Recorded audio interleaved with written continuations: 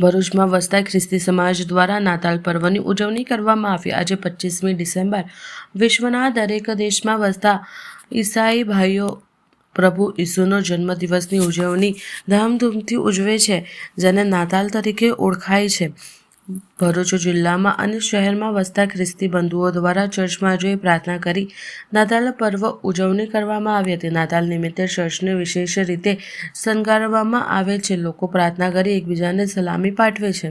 મારું નામ રેવરન જગદીશ ખ્રિસ્તી છે અને હું એબેનેઝર મેથોડિસ્ટ ચર્ચ ભરૂચનો ધર્મગુરુ છું।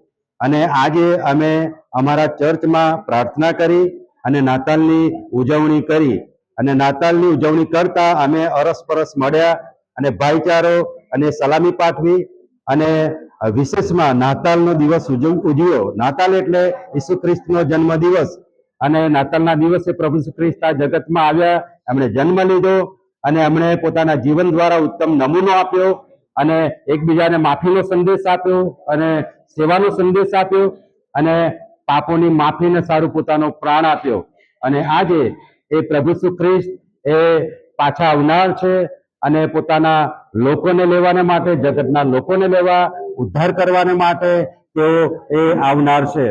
ત્યારે આવા સમયે અમે ભરૂચ શહેરના તમામ ભરૂચવાસીઓને અને દેશના તમામ લોકોને, વિશેષ કરીને આપણા દેશના મુખ્યપ્રધાન નરેન્દ્ર મોદી સાહેબ બધાને અમે અમારા ચર્ચ તરફથી શુભેચ્છા સલામી પાઠવીએ છીએ।